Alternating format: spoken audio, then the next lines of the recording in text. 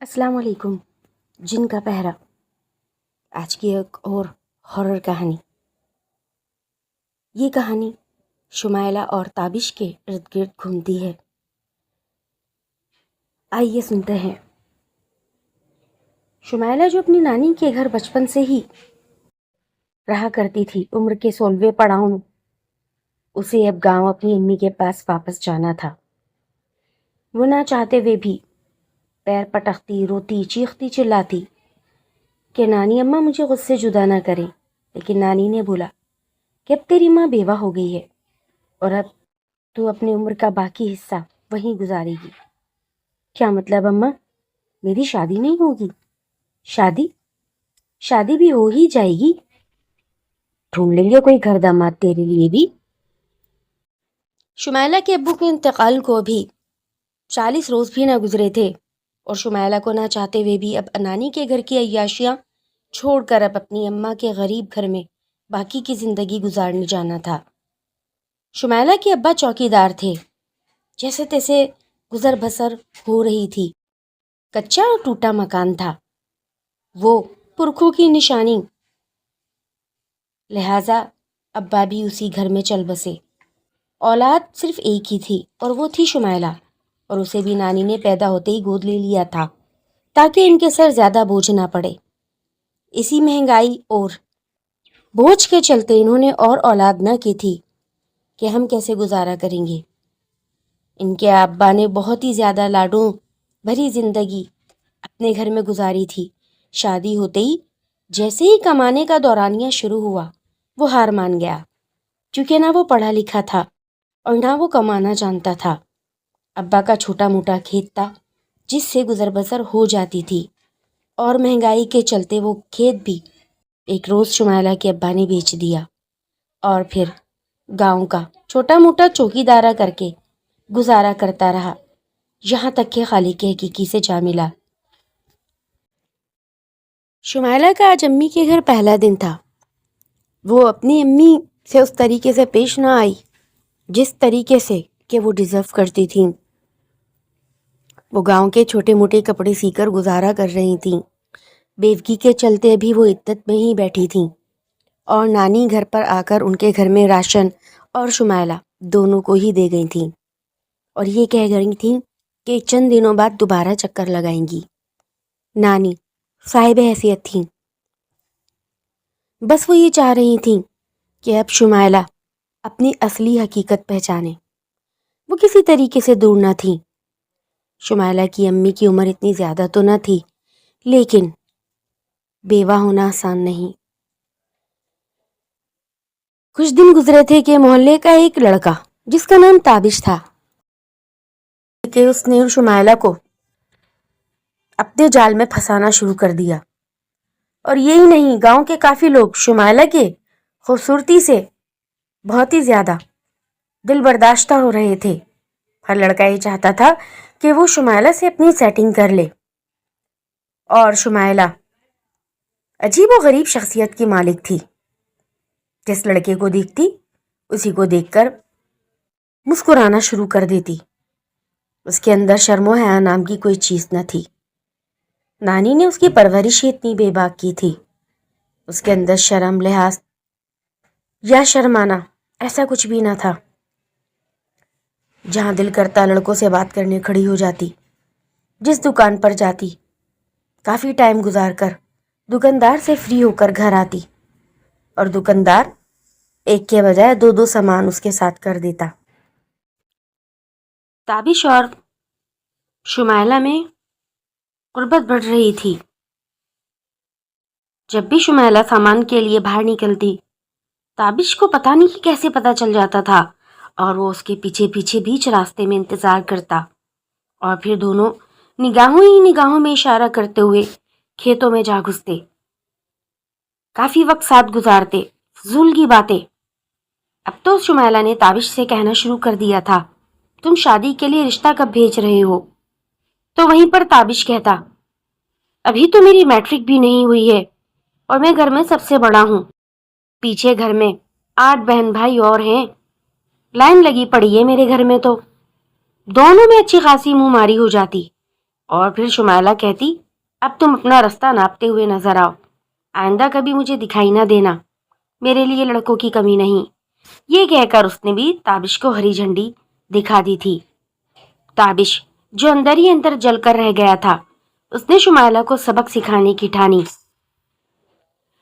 اور اپنے ساتھ ایک روز رات کو 6-7 لڑکے لے کر ان کے گھر میں کودنے کا پلان کر ڈالا کہ شمائلہ کو کسی کو منہ دکھانے کے قابل نہیں چھوڑیں گے۔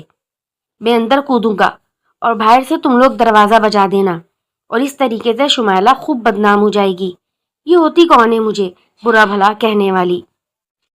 تابش نے شمائلہ کو سبق سکھانے کے لیے ایک بہت ہی ناپاک منصوبہ بنایا تھا، جو کہ صرف اس کو بدنام کرنے کے حد تک تھا۔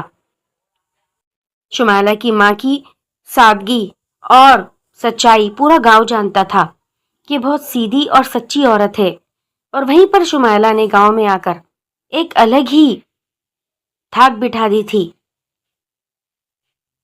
کچھ روز بعد سردیاں بہت زیادہ پڑ گئی تھیں، ہر کوئی لحافوں میں جلدی دبک جاتا تھا، اور تابش جو شمائلہ کے لیے بے پناہ پریشان تھا کہ اس کو جانے بھی نہیں دینا اور اس کو سبق بھی سکھانا ہے، کیونکہ شمائلہ نے تابش کو اس سے زیادہ نظر انداز کرنا شروع کر دیا تھا، جس کے چلتے آج کی رات تابش نے اور اس کے ساتھ 7 لفنگوں نے مل کر شمائلہ کو بدنام کرنے کا سوچا۔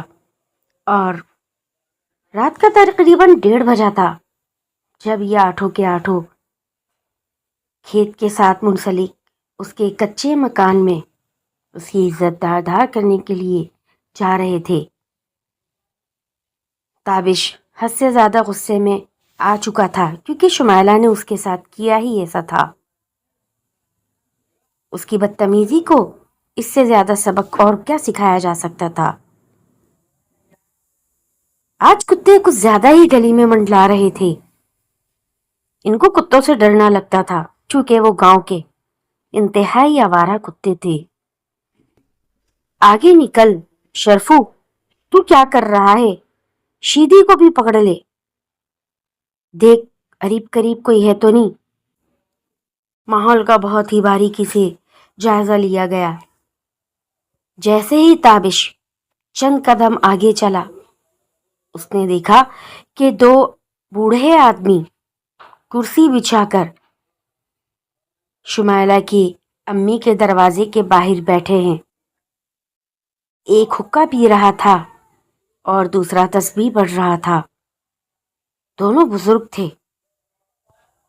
تابش دیکھ کر یہ منظر ٹھٹر گیا کہ یہ کیا؟ 7 لفنگے تابش کو دیکھ رہے تھے۔ ابے دکھائی دیتے ہیں ان دونوں بڈھوں کو، دیکھ کیسے ارد گرد دروازے کے سیدھے اور بائیں جانب بیٹھے۔ اب ہم کیسے جائیں گے اندر؟ ان کے نکلنے کا انتظار کرتے ہیں۔ کب تک؟ ارے بھائی جائیں گے تو نا، پتہ نہیں کون ہے، ایسے لوگ کبھی میں نے گاؤں میں دیکھے تو نہیں ہیں، اتنے سفید اجلی رنگت کے بڈھے میں نے تو آج تک نہیں دیکھے، اور یہ ان کے سفید اجلے کپڑے، حیرت ہے یہ کہاں سے آئے ہیں اور ان کے پاس کیا کر رہے ہیں؟ ارے ہو سکتا ہے اس کے باپ کے رشتے دار ہوں، وہ بھی تو چوکیدار تھا، کیا پتا یہ بھی چوکیدار ہوں۔ اس میں سے ایک آدمی نے زور سے آواز کسی۔ اچانک ان میں سے ایک بوڑھا اٹھ کھڑا ہوا اور اس نے حقے کی چلم تیز کی اور زور زور سے پینے لگا۔ وہیں پر اس کو کھانسی کا پھندا لگا اور دوسرا بڈھا اٹھ کے اس کا سینہ سہلانے لگا۔ کیا ہوا؟ بہت دن ہوئے میں نے انسانی ماंس نہیں کھایا، مجھے انسانی ماंس کی مہک آ رہی ہے۔ وہیں پر دوسرے آدمی نے اپنی گردن گھمانا شروع کر دی۔ انسانی مہک تو ہمیں بھی آ رہی ہے، ایسا کرتے ہیں سونگتے ہیں، جہاں کہیں بھی ہوں گے نکال کے چیر پھاڑ کے رکھ دیں گے۔ یہ کہہ کر وہ دونوں بڈھے کھڑے ہوئے اور بڑے بڑے قداور کتوں میں بدل گئے۔ یہ منظر 8 کے 8 لفنگے دیکھ رہے تھے، اور جیسے ہی انہوں نے ان سفید پوش بڈھوں کو کتوں کی شکل بدلتے دیکھا، وہیں پر چیختے ہوئے وہاں سے سر پہ پیر رکھ کر دوڑ پڑے، اور وہ کتے زور زور سے انسانی آواز میں ہنسنے لگے۔ تو تھی ایک خوفناک رات. جیسے تیسے یہ لوگ اپنے گھر پہنچے اور صبح ہوتے ہی ایک دوسرے کا مذاق اڑانے لگے. ڈر گئے یار، یہ سب کیا تھا؟ کچھ سیریس ہو گئے، کچھ مذاق اڑانے لگے. پلاننگ اگلے ہفتے پھر رکھی گئی. اب کی دفعہ اور بھی کڑاکے کی سردی تھی. رات کے 3 بجے تھے. دور دور تک شمائلہ کے گھر کے باہر کوئی رو نہ تھی. خاموشی، جھینگروں کی آواز یا مینڈکوں کے ٹرانے کی آواز آ رہی تھی. ہو کا سناٹا تھا. آج تو گاؤں کے آوارہ کتے بھی خاموش تھے، کچھ بولتے ہی نہ تھے. یہ 8 کے 8 اپنے آپ کو کھیسوں میں چھپائے اور خاموشی سے شمائلہ کے گھر کی جانب بڑھ رہے تھے. اب کی دفعہ ان کے ارادے اور بھی پختہ اور ناپاک ہو چکے تھے. اب تو تابش آرام سے ٹوٹی دیوار سے کود کر اندر داخل ہو چکا تھا. اس نے جیسے ہی اندر کودنا تھا ویسے ہی ان کتوں نے دروازہ پیٹنا تھا اور دروازہ پیٹ کر گاؤں والوں کو اکٹھا کرنا تھا. جیسے ہی تابش اندر کودا، اس نے دیکھا کہ وہی سفید پوش آدمی، اس کے ہاتھ میں بڑا سا ڈنڈا ہے. اس نے یکدم تابش کو ڈنڈے کی مدد سے ہوا میں اچھال دیا اور وہ دور کھیتوں میں جا گرا. اور ایک خوفناک چنگھاڑ ان 7 لفنگوں نے سنی. دروازہ آہستگی سے کھلا، آواز تک نہ آئی. اور جیسے ہی وہ بڈھا باہر آیا، اپنے آپ کا روپ بدلا. کتے کے شکل میں آ کر ان 7 کو بھنبور ڈالا تھا. ان کے ہاتھ، پیر، سر، دھڑ شمال جنوب مشرق مغرب کی طرف اچھال دیے گئے تھے. اور وہ دوسرا کتا جو تابش کے پیچھے تھا، اس نے تابش کو پورا کا پورا تکا بوٹی کر ڈالی. اس طرح یہ 8 لڑکے کیفے کردار کو پہنچے. صبح ہوتے ہی پورے گاؤں میں دھوم مچ گئی تھی کہ کون آیا تھا رات میں. کتنی خوفناک انداز میں ان 8 کے 8 لڑکوں کے ٹکڑے جسم کے پائے گئے. ایک ایک ٹکڑا اٹھاتے اٹھاتے پورا گاؤں تھک گیا تھا. لیکن کوئی بھی یہ بات جانتا نہیں تھا کہ یہ شمائلہ کے گھر رات کو ناپاک ارادے سے کودے تھے اور وہاں کے پہرے داروں نے ان کا یہ حشر کیا ہے. یہ بات شمائلہ کی نانی جانتی تھی کیونکہ یہ ان کے جن تھے اور انہوں نے ہی شمائلہ کی پہرے داری کے لیے وہاں بھیجے تھے. کیونکہ وہ یہ بات جانتی تھی کہ کس طریقے سے شمائلہ کی ماں کی پہرے داری کرنی ہے اور شمائلہ کی عزت بچانا آسان نہیں. نانی کے کانوں میں جب یہ بات آئی، ان جناتوں نے نانی کو یہ بات بتائی کہ ہم نے ان 8 کو بہت بری طریقے سے مارا ہے. شمائلہ کی نانی تھوڑا تو غصہ ہوئی تھیں، لیکن انہیں شمائلہ کے اس رویے کی ہرگز توقع نہ تھی کہ وہ لڑکی وہاں جا کر اس حد تک خراب ہو جائے گی اور ہمارا نام بھی خراب کرے گی. آپ چاہیں تو ہم نانی شمائلہ کو سبق سکھا سکتے ہیں. بالکل سکھاؤ، اور ایسا سبق سکھاؤ کہ کبھی وہ گاؤں میں اب بد کردار مشہور نہ ہو. اور جب تک ان دونوں کو ضرورت ہے تم وہاں پہرے داری کرو گے. بھلے آج اس کا باپ اس دنیا سے گزر گیا، لیکن چوکیدار تم دونوں رہو گے. بھلے میں اس دنیا سے گزر جاؤں، اور جب میری بیٹی اور شمائلہ کو ضرورت ہوگی تو ان کے لیے تم کام بھی کرو گے. یہ تھے شاہ جن کے 2 بیٹے، جو کہ شمائلہ کی نانی کے سر پر جن کا سایہ تھا، ایک ایسا ہاتھ جو سید زادے تھے اور وہ شمائلہ کی نانی کو نظر آتے تھے. شمائلہ کی نانی نے ان سید زادوں سے بہت زیادہ گڑ گڑا کے یہی درخواست کی تھی کہ میری بیٹی بھی جوان ہے اور شمائلہ نابالغ نہ سمجھ. میں آج ہوں کل نہیں، لیکن ان کو ان کی اصلیت پہ ہی رہنا ہے اور تم لوگ اپنا پہرا اس گھر سے کبھی نہ ہٹانا یہاں تک کہ تمہیں موت آ لے یا وہ مر جائے. یہ کیسے وعدے میں یہ دونوں جن جڑ چکے تھے جس سے چاہ کے بھی وہ پیچھے نہیں ہٹ سکتے تھے، اور وہ سوائے شمائلہ کی نانی کے کسی کو نظر بھی نہ آتے تھے۔ یہ تھا ان جناتوں کا احسان جو اس بیچاری شمائلہ اور اس کی ماں کے ذمے آ چکا تھا۔ اب تو گاؤں کے اکثر لوگوں کو رات کے گھوپ اندھیرے میں جو کھیتوں میں پانی لگانے جاتے تھے، اس ٹوٹی کٹیا کے باہر دو بزرگ انسان دکھائی دیتے اور اذان ہوتے ہی وہ غائب ہو جاتے۔ پورے گاؤں میں یہ مشہور ہو چکا تھا کہ اس گھر میں جناتوں کا پہرا ہے جو آدھی رات سے لے کر فجر تک رہتا ہے۔